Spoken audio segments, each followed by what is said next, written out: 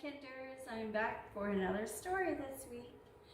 I'm going to read Someone Bigger.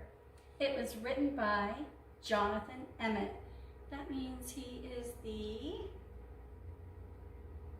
and it was illustrated by Adrian Reynolds. That means Adrian did what for the story?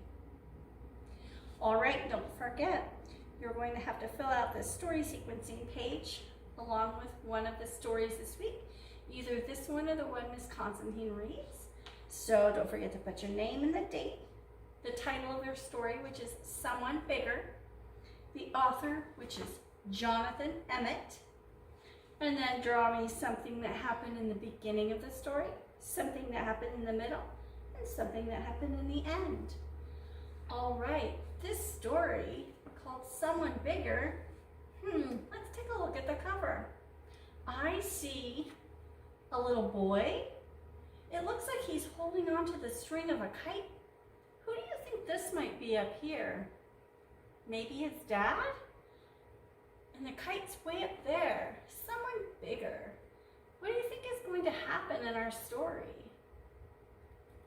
Let's go ahead and read it and see what happens. This week's essential question is, what's it like to be the youngest in a family? In this book, we see a picture of a little boy and his dad. Where do you think they're at? What do you think they're going to do? Sometimes families do fun things together. This week we're going to talk about different kinds of things that you do with your family. As I read this book, I want you to think about, is this book fiction or is it nonfiction? Remember, fiction means it's a made-up story. Nonfiction means that it's going to give us facts and information. So as we read the story, think about what you notice and if it's fiction or nonfiction. All right. The story is titled Someone Bigger. Who do you think someone bigger might be in this story? What does it have to do with flying a kite? All right, let's go ahead and start reading our story. Remember, when I read, I think about the characters and what is happening in the story. I pay attention to the punctuation marks too.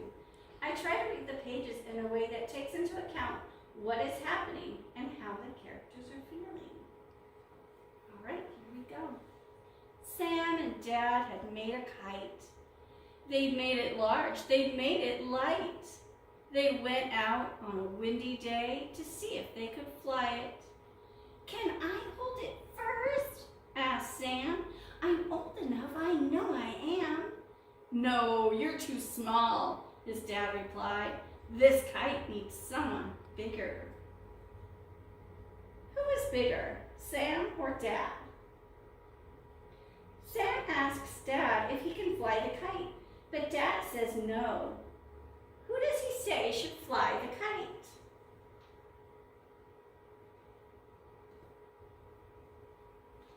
Then Dad let go and launched the kite, unwound the string and held it tight, while Sam stood by and watched and wished that he was someone bigger. Where are Sam and Dad flying their kite? What does Dad do? What does Sam want to do?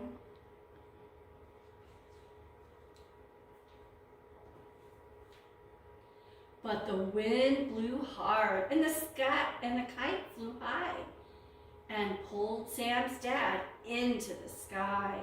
And Sam went running after. "Can I hold it now?" asked Sam. "I'm old enough, I know I am." "No, you're too small," his father cried. "This kite needs someone bigger." Why does Sam's dad say the kite needs someone bigger than Sam to hold the string, even after the dad is flying into the air? I will read on to see if I can answer that question. The kite flew up above the town where people tried to pull it down. A postman with a sack of mail, a bank robber escaped from jail. A policeman riding on a horse, a bridegroom and his bride, of course. But all of them were pulled up too, and Sam went running after. "Can I hold it now?" asked Sam. "I'm old enough, I know I am." "No, you're too small," the people cried. "This kite needs someone bigger." What happened to the kite? And then, by some strange stroke of luck, they flew right past the fire truck. And when the firemen saw the kite, they grabbed the string and held on tight. But all of them were pulled up too, and Sam went running after. "Can I hold it now?" asked Sam. "I'm old enough, I know I am." "No, you're too small," the firemen cried. "This kite needs someone bigger."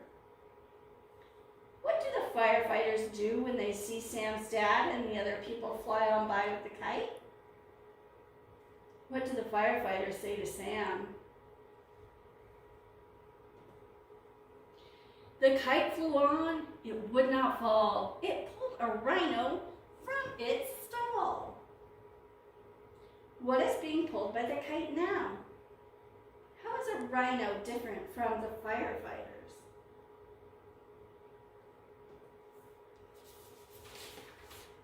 And other creatures from the zoo, a tiger and a kangaroo. Yes, all of them were pulled up too, and Sam went running after. "Can I hold it now?" asked Sam. "I'm old enough, I know I am." "No, you're too small," the creatures cried. "This kite needs someone bigger." What did the animals say to Sam when he asked to hold the kite string? How can you tell the story is not realistic? But then Sam caught the kite at last. He grabbed the string and held it fast. And even though he wound and wound, his feet stayed firmly on the ground. Who's on the kite so far? How many is it pulling along? Who's flying the kite now? Does Sam get carried into the sky when he catches the string? And one by one, they came back down. Everyone from zoo and town. Rhino, tiger, kangaroo, fireman, bride, and bridegroom too. Who is pulling down all the people and animals that the kite carried into the sky? Do you think Sam is big enough to hold everyone on the kite? Why do you think that? Postman, policeman, robber, horse, and last of all, Sam's dad, of course. Who comes down last?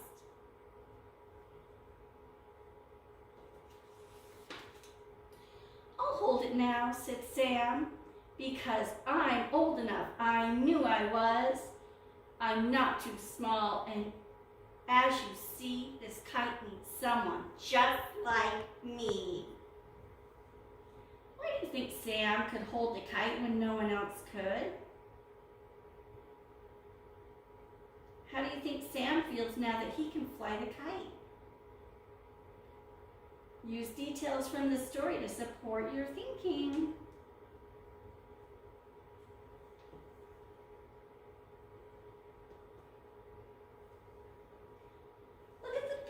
Picture on page 26. What do you see? Why do you think there are nobody on the string? Who do you think is holding the kite? I wonder why Sam's dad and all the other characters get pulled into the sky by the kite, but Sam doesn't. Maybe it's like Sam says, and the kite needed someone Sam's size to fly it. That's the end of our story. I hope you enjoyed it.